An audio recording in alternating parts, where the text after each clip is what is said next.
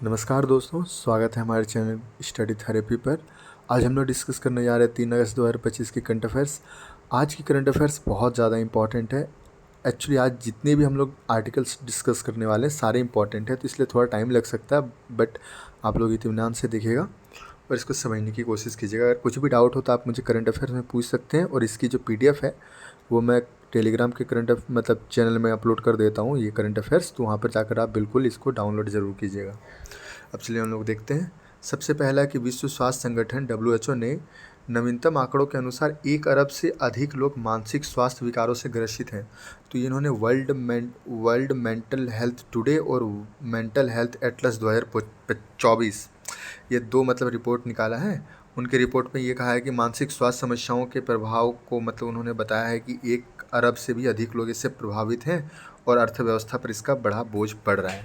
तो देखिए इसकी रिपोर्ट की थोड़ा सा हम लोग देख लेते हैं। सबसे पहले बोल रहे हैं कि बढ़ता प्रसार 2021 में वैश्विक जनसंख्या का 14% हिस्सा जो है वो मानसिक विकार से ग्रस्त है, और ये सबसे आम विकार है। जैसे 2/3 से अधिक जो है एंजाइटी और अवसाद में अभी तक ग्रस्त हैं। लैंगिक असमानता है, जैसे महिलाएं जो है एंजाइटी, अवसाद और ईटिंग डिसऑर्डर से सबसे अधिक ग्रस्त हैं पुरुषों की तुलना में। युवाओं पर सबसे ज़्यादा प्रभाव पड़ रहा है। बोल रहे हैं आधे से ज़्यादा मानसिक विकार जो है वो 18 वर्ष की आयु से पहले ही शुरू हो जा रहे हैं। फिर है मानसिक स्वास्थ्य प्रणालियों में सबसे अधिक कमी। जैसे इसके कारक हैं, बोल रहे हैं कि स्वास्थ्य बजट में केवल 2% ही मानसिक स्वास्थ्य पर खर्च किया जाता है, और कर्मियों की भी बहुत ज़्यादा कमी है, उपचार की सीमित उपलब्धता है। इसके बाद इससे परिणाम क्या क्या हो रहे हैं, तो परिणाम है कि आत्महत्या दर में बहुत ज़्यादा बढ़ोतरी देखी गई है। जैसे 2021 में ही 15 से 29 वर्ष की महिलाओं में मृत्यु का दूसरा प्रमुख कारण आत्महत्या था, और इसी उम्र में पुरुषों में मृत्यु का तीसरा प्रमुख कारण आत्महत्या था। अब देखिए अनौपचारिक देखभाल का बोझ। जैसे बोल रहे हैं कि मानसिक स्वास्थ्य जो संबंधी विकार है ना, उस पर खर्च बहुत ज़्यादा होता है। इस कारण से होता है कि अत्यधिक सामाजिक, आर्थिक और भावनात्मक बोझ पड़ता है देखभालकर्ताओं पर। इसके कारण से इस पर ज़्यादा ध्यान नहीं दिया जाता। आर्थिक परिणाम की ओर हम लोग देखें तो इसमें बोलता है कि इसके कारण जो मानसिक जो विकृतियाँ हैं, मानसिक स्वास्थ्य जो है, विकृतियाँ नहीं बोलना चाहिए, मानसिक स्वास्थ्य जो है उनके कारण आर्थिक बोझ सकल घरेलू उत्पाद के हाफ से 1% के ऊपर चला जाता है। तो एक बहुत बड़ी है, हाफ से 1%। जितना बड़ा अगर GDP साइज रहा उसके हिसाब से तो बहुत ज़्यादा है। अब देखो उनके लिए हम लोगों ने कुछ कुछ कदम भी उठाए हैं। तो जैसे भारत ने है राज्यों में टेली मानसिक स्वास्थ्य सहायता और नेटवर्किंग यानी टेली मानस की स्थापना की गई है। फिर मनोदर्पण, जो कोविड-19 के दौरान ना मनोदर्पण एक प्लेटफॉर्म बनाई गई थी, उसके द्वारा मानसिक स्वास्थ्य को लेकर प्रयास किए गए थे। फिर राष्ट्रीय मानसिक स्वास्थ्य कार्यक्रम, इसमें भी देखभाल की सुविधा और उपलब्धता पर ध्यान दिया जाता है। और वैश्विक स्तर पर देखें तो सबसे पहला है पारो डिक्लेरेशन और WHO द्वारा mental health gap action programme. Next खबर की ओर चलते हैं। तो एपिडा ने कृषि खाद स्टार्टअप को समर्थन देने और भारत के कृषि खाद निर्यात को बढ़ावा देने के लिए भारती नामक पहल शुरू की है। याद रखिएगा भारती। तो देखिए आत्मनिर्भर भारत और स्टार्टअप इंडिया विजन से ये जुड़ी है ये जो पहल है, और ये भारत की वैश्विक कृषि खाद व्यापार में भागीदारी को मजबूत करेगी। तो इसका उद्देश्य ये है कि इस 100 कृषि खाद स्टार्टअप को बढ़ावा देंगे और 2030 तक $50 बिलियन का निर्यात रखेंगे हम लोग, कृषि निर्यात। तो देखिए ये ऐसे स्टार्टअप को आकर्षित करते हैं जो कि उन्नत तकनीकों पर काम कर रहे हों, लेकिन वो कृषि खाद्य स्टार्टअप उन्नत तकनीक पर काम कर रहे हों। ये उच्च मूल्यों के श्रेणियों में नवाचार को बढ़ावा देते हैं, जैसे कि GI टैग किए गए कृषि उत्पाद, जो ऑर्गेनिक फूड्स जो आजकल वैश्विक बाजार पर जिसकी ज़्यादा मांग है उस पर यह ज़्यादा बढ़ावा दे रही है। फिर ये निर्यात से जुड़ी चुनौतियों का समाधान निकालना, जैसे जल्दी ख़राब होने वाली उत्पादों की समस्या हो गई, गुणवत्ता का आश्वासन हो गया। जैसे मान लीजिए नॉन ट्रैफिक बैरियर्स जो होते हैं ट्रेड के, तो अमेरिका वाले या फिर यूरोप वाले ये सब करते हैं कि गुणवत्ता आपका उतना अच्छा नहीं है, तो इनको लेकर समस्या जो है इनकी समाधान निकालने पर भी इस पर बात की गई है। तो बोल रहे हैं हमारे कृषि स्टार्टअप में कृषि निर्यात को बढ़ाने में भूमिका क्या है, तो जैसे ये है सबसे पहला जो भूमिका है वो है आपूर्ति श्रृंखला को ये सुव्यवस्थित करते हैं, मांग आधारित कोल्ड चेन ये बनाते हैं। फिर गोदाम की निगरानी करते हैं, बाजार से जुड़ाव महसूस होता है, एक प्रकार से मजबूत करते हैं ये। गुणवत्ता में भी ये सुधार होता है, जैसे ये करते क्या है, किसानों को ये बेहतर बीज, खाद और तकनीकी मार्गदर्शन प्रदान करते हैं।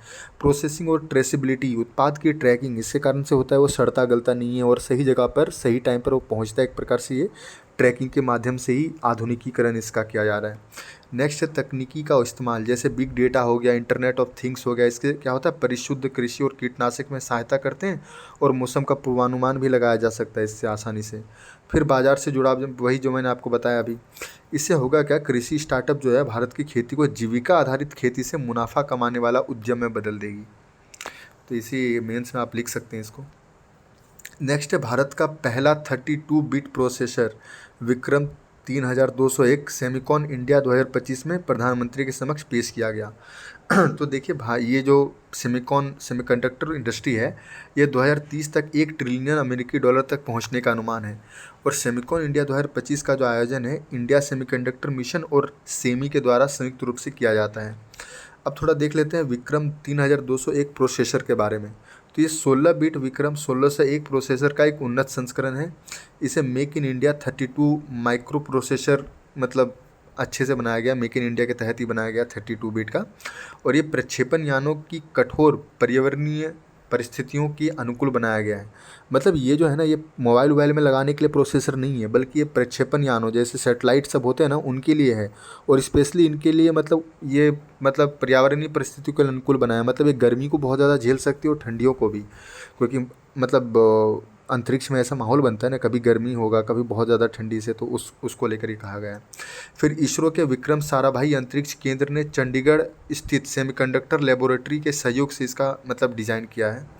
अब थोड़ा देख लेते हैं भारत में सेमीकंडक्टर विनिर्माण से संबंधित पहले। तो सबसे पहला है इंडिया सेमीकंडक्टर मिशन। तो ये 2021 में शुरू किया गया था और इस सेमीकंडक्टर एवं डिस्प्ले मैन्युफैक्चरिंग इकोसिस्टम विकसित करने पर बल देता है। और है संशोधित डिजाइन से संबंध प्रोत्साहन योजना। ये सेमीकंडक्टर विनिर्माण में भारतीय बौद्धिक संपदा का ये निर्माण करते हैं। फिर नेक्स्ट चलते हैं, ऑस्ट्रेलिया में भारतीयों को निशाना बनाते हुए आव्रजन यानी इमिग्रेशन विरोधी प्रदर्शन हुए हैं। तो मतलब ऑस्ट्रेलिया वासियों ने इमिग्रेशन विरोधी प्रदर्शन किए हैं। तो ये विरोध प्रदर्शन को मार्च फॉर ऑस्ट्रेलिया का नाम दिया गया। और ये जो विरोध प्रदर्शन है, ये ग्लोबल नॉर्थ में आव्रजन विरोधी भावनाओं को दर्शाता है। ग्लोबल नॉर्थ तो आप समझते होंगे, जो कि विकसित देश है उनको ग्लोबल नॉर्थ कहा जाता है। तो यूनाइटेड किंगडम के बाद भारतीय प्रवासियों की सबसे ज़्यादा जो संख्या है ना, वो ऑस्ट्रेलिया में है। तो एक प्रकार से ये चिंता का विषय है कि वहाँ पर ये प्रदर्शन हो रहे हैं। तो इन्होंने यही कहा कि ग्लोबल नॉर्थ में जो ये प्रदर्शन हो रहे हैं आव्रजन विरोधी भावना, उनके लिए जिम्मेदार कारक क्या है। तो सबसे पहला सुरक्षा संबंधी कारक, यानी ये राष्ट्रीय और सांस्कृतिक सुरक्षा के समक्ष खतरे के रूप में ये लोग देखते हैं। और इस कारण से देशों में प्रवासियों के प्रवेश से संबंधित कठोर नियम भी बनाए जा रहे हैं। जैसे ब्रेग्जिट अभियान, जो यूनाइटेड किंगडम जो था वो यूरोपियन यूनियन से अलग हुआ एक तरीके से। फिर नेक्स्ट है आर्थिक संरक्षणवाद। ये संसाधनों पर दबाव को भी बढ़ाता है प्रवाजन। तो वो लोग सोचते हैं क्या कि अगर ये प्रवासी ज़्यादा आ गए तो हमें कम वेतन पर ये काम करके स्थानीय कामगारों का रोजगार छीन लेंगे। फिर नेक्स्ट है राष्ट्रवाद और डी ग्लोबलाइजेशन। तो राष्ट्रवाद और वैश्वीकरण के जुड़ाव से पीछे हटना, मतलब राष्ट्रवाद बहुत ज़्यादा बढ़ रहा है और ये सभी जो देश हैं आजकल वो मतलब वैश्वीकरण से जुड़ाव से पीछे हट रहे हैं और घरेलू हितों को प्राथमिकता दे रहे हैं। तो इससे होता है क्या, दक्षिणपंथी लोक लुभावनवाद को बढ़ावा मिल रहा है। ये मतलब जो दल होते हैं वो प्रवासी विरोधी भावनाओं को हथियार बनाते हैं और पहचान और सुरक्षा के समक्ष मतलब प्रत्यक्ष खतरे के रूप में इसको चिन्हित करते हैं। और इसके कारण से इससे भ्रामक विचारों को बढ़ावा मिलता है। नेक्स्ट है विदेशियों के प्रति घृणा, मतलब जेनोफोबिया इसको कहा जाता है। और सांस्कृतिक हिंसा, जैसे अदरनेस की फीलिंग ये होती है कि आप हमसे अलग हैं, मतलब आप अदर हैं, आप अलग हैं, तो उसको अदरनेस की फीलिंग कहा जाता है। और राष्ट्रीय पहचान की सुरक्षा, इसके जो डर है ये मीडिया प्रचार बहुत ज़्यादा बढ़ाकर दिखाता है और राजनीतिक बयानबाजी प्रवासियों के प्रति नकारात्मकता को बढ़ाते हैं। अब थोड़ा देख लेते हैं भारत के लिए प्रवासी समुदाय का महत्व क्या क्या है। तो सबसे पहला विप्रेशन यानी रेमिटेंस। तो 2023-24 में भारत को 118 बिलियन डॉलर का रेमिटेंस प्राप्त हुआ था। राजनीतिक में कूटनीतिक और लॉबिंग का भी हमारा एक प्रकार से बहुत ज़्यादा भूमिका निभाते हैं। तो जैसे भारत अमेरिका 80 परमाणु समझौते पर एक प्रकार से इसकी छाप देखी गई थी। नेक्स्ट है सॉफ्ट डिप्लोमेसी। यह भारतीय संस्कृति नृत्य मतलब संगीत, नृत्य, त्यौहार, व्यंजन, भारतीय फिल्में, योगा, इन सभी को एक प्रकार से प्रदर्शित करते हैं। तो हमारी सॉफ्ट डिप्लोमेसी का भी एक बढ़ावा देने का काम करते हैं। नेक्स्ट है भारत मतलब प्रवासी भारतीयों के लिए शुरू की गई भारत सरकार की पहलें। तो इन्होंने भारत समुदाय कल्याण कोष, ये संकट के समय प्रवासी भारतीय नागरिकों की सहायता करती है। फिर है प्रवासी भारतीय बीमा योजना, ये आकस्मिक मृत्यु के मामले में 10 लाख रुपए का बीमा कवर प्रदान करती है, जो कि 2017 में शुरू किया गया था। नेक्स्ट देखते हैं, प्रधानमंत्री ने कहा कि सशक्त महिलाएं विकसित भारत की मजबूत नींव हैं। तो बिहार राज्य जीविका निधि सहकारी संघ लिमिटेड पहल का शुभारंभ प्रधानमंत्री ने किया है। और ये महिला सशक्तिकरण के लिए महिला स्वयं सहायता समूह जो मतलब ये जो है सेल्फ हेल्प ग्रुप्स हैं, उनके वित्तीय समावेशन के महत्व को मतलब डालता है, एक प्रकार से प्रकाश डालता है। तो इस पहल के बारे में थोड़ा देख लेते हैं। तो इनकी जो जीविका सदस्यों के लिए आसान और वहनीय ब्याज दरों पर डिजिटल तरीके से फंड उपलब्ध कराएंगे, जो कि बिहार की ग्रामीण महिला उद्यमों को सशक्त बनाएगा। तो ये जीविका सदस्य होते हैं कौन है? तो ये जीविका जो है ये बिहार मतलब ग्रामीण आजीविका परियोजना, जिनका लक्ष्य गरीबी करना है, उनके सदस्य ये मतलब एसएचजी को समर्थन देकर ग्रामीण महिलाओं की उद्यमिता को बढ़ाते हैं। तो ये जीविका सदस्य वही हैं। मतलब बिहार की जो ये योजना है ना, इनके तहत एसएचजी को जो बढ़ाया दिया जा रहा है, तो उनके तहत ये लोग मतलब मेंबर्स हैं। अब देखिए ये उसका उद्देश्य ये भी है कि सूक्ष्म वित्तीय संस्थान जो है उनकी निर्भरता को कम करना है, क्योंकि सूक्ष्म वित्तीय संस्थान एक प्रकार से फ़ायदा तो करता है कि जगह जगह पहुंचकर मतलब जहां पर मतलब फॉर्मल बैंकिंग सिस्टम नहीं पहुंच पा रही, वहां पर वित्तीय ये उपलब्ध कराते हैं। लेकिन ये जो बहुत ज़्यादा ब्याज दर मांगते हैं, तो इस प्रकार से एक प्रकार से मतलब अभी भी वो जो है ना अच्छे तरीके से वित्तीय समावेशन का ये हो नहीं पाया। तो इसी प्रकार से हमें एमएफआई को निर्भरता को कम करने पर बल दिया जा रहा है इसके कारण। अब देख लेते हैं महिला सशक्तिकरण में एसएचजी की भूमिका। तो सबसे पहला कि आर्थिक सशक्तिकरण होता है, यानी औपचारिक ऋण, रोजगार, आय प्राप्त होते हैं इससे, जिससे परिवार के फैसलों में महिलाओं की भागीदारी बढ़ती है, जिसको देखा जा सकता है एसएचजी बैंक लिंकेज कार्यक्रम। इसको यूपीएससी मेंस में भी पूछा गया था ये। नेक्स्ट है सामाजिक सशक्तिकरण, जिससे सामाजिक जुड़ाव, आत्मविश्वास, सामाजिक सहयोग ये बढ़ता है, और लैंगिक असमानता और भेदभाव से भी महिलाएं लड़ पाती है, जिससे स्वास्थ्य सेवा और बाल विकास में महिलाओं की भागीदारी बढ़ती है। और इसका एक उदाहरण है केरल में कुदुम्बश्री, एक मॉडल चलाया गया था वही। अब एक राजनीतिक सशक्तिकरण, जैसे इन अपने अधिकारों और हितों की वकालत करने तथा जमीनी स्तर पर नीतियों का कार्यान्वयन करने में यह भागीदारी निभाती है।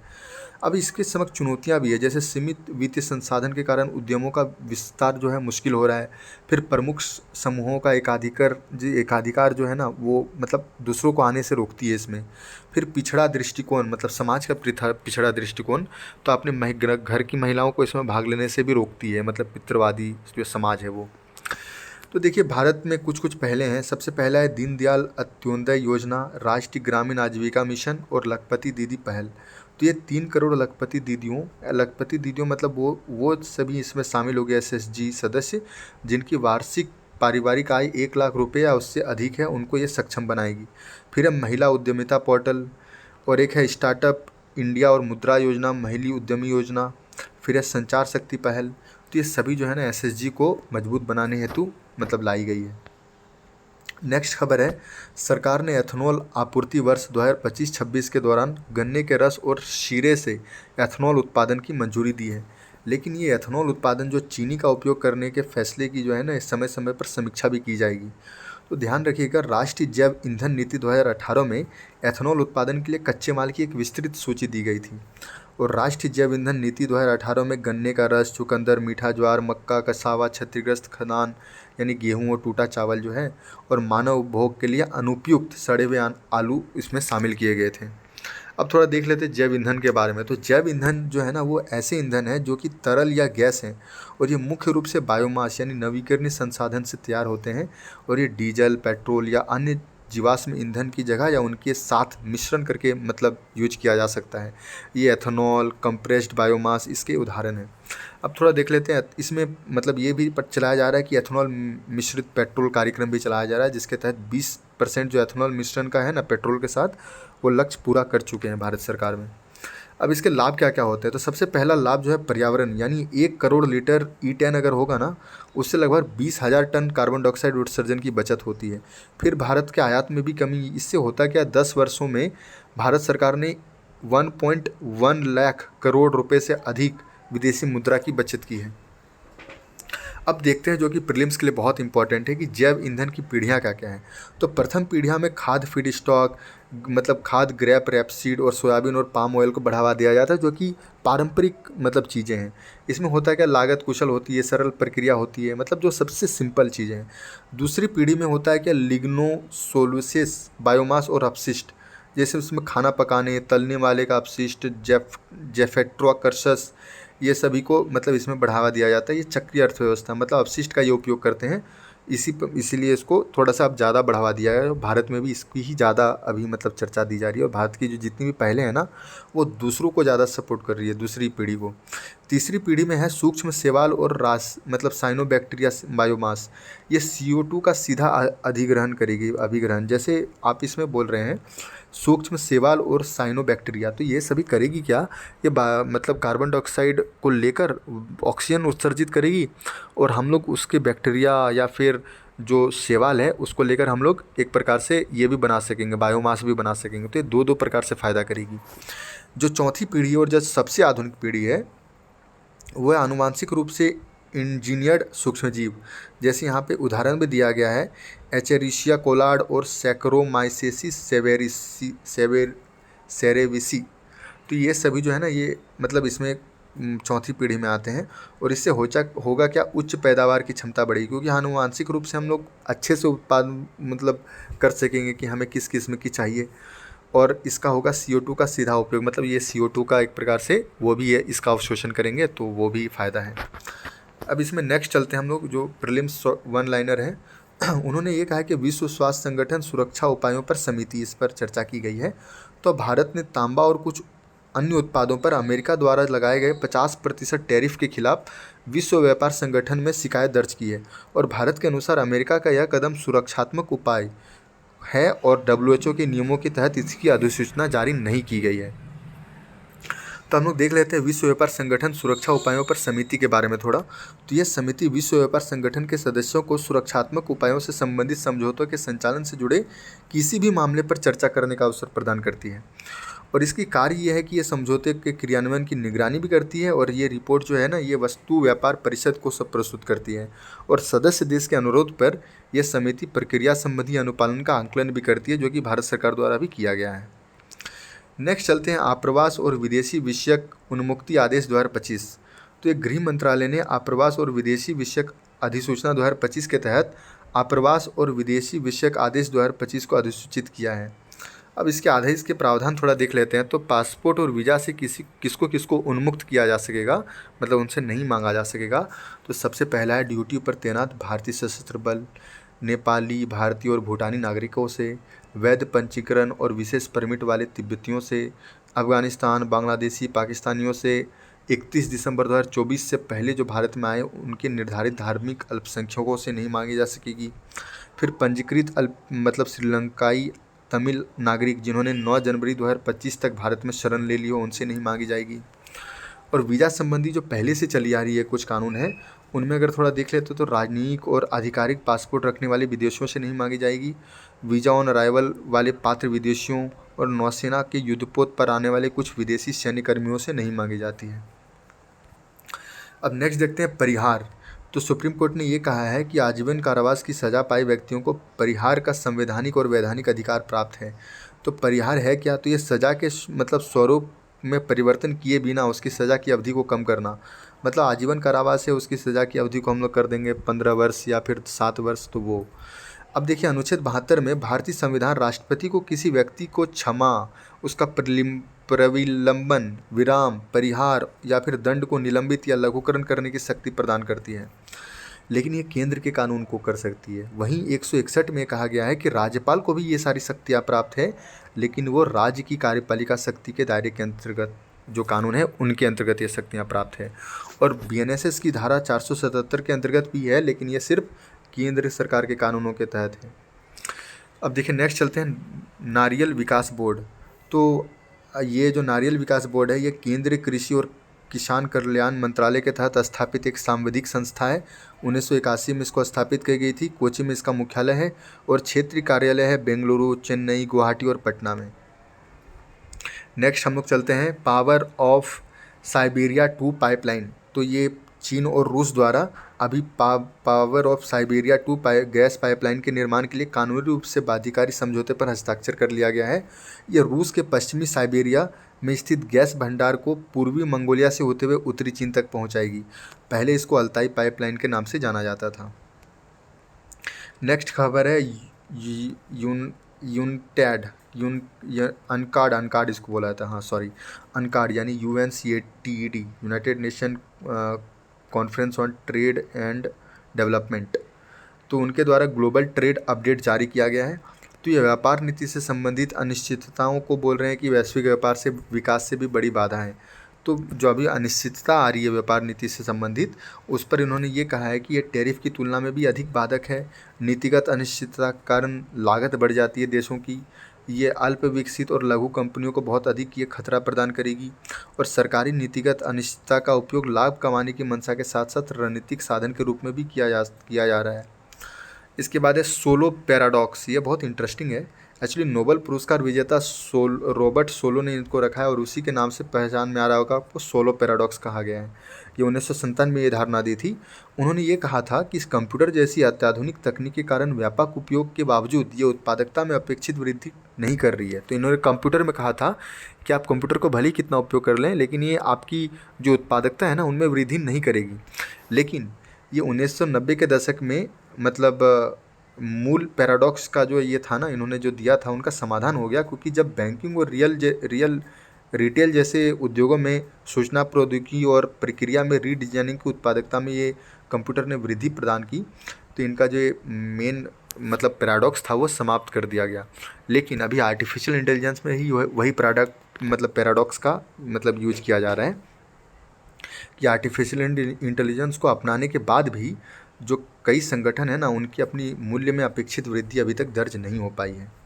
नेक्स्ट है मैत्री अभ्यास। तो ये 14वां संस्करण अभी मेघालय में हो रहा है। इसकी शुरुआत 2006 में हुई थी और ये भारत और थाईलैंड के बीच है। और ये अर्ध शहरी क्षेत्रों में कंपनी स्तर पर आतंकवाद रोधी अभियानों पर केंद्रित रहेगा, मतलब ये जो अभ्यास है। अब लास्ट खबर को हम लोग बढ़ते हैं सेशल्स। तो सेशल्स देखिएगा ध्यान से, देखिए ये अफ्रीका है और अफ्रीका में यहाँ पे सेशल्स, यहाँ पर भारत है। तो यहाँ पर देखिए यहाँ अरेबियन सी है और यहाँ पर इंडियन ओशन है। यहाँ मेडागास्कर ये है, मतलब द्वीप है। थोड़ा देख लेते हैं। ये पश्चिमी हिंद महासागर और मेडागास्कर के उत्तर पूर्व में है और 155 द्वीपों वाला मतलब द्वीप समूह है।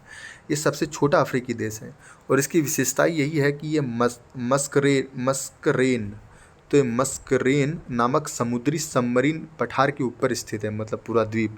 और ये देखिए सबसे बड़ा द्वीप जो इसका है ये माहे है और ये 5 द्वीप समूहों में विभाजित है, यानी अमीरातेस, दक्षिणी कोरल, अल्फोस, फक्कार और अल्डब्रा। तो ये सभी इनकी 5 द्वीप समूह हैं। तो चलिए आज के लिए तो बस इतना ही था। आपसे मिलते हैं अगले करंट अफेयर्स की वीडियो पर। तब तक अपना ध्यान रखिएगा। नमस्कार।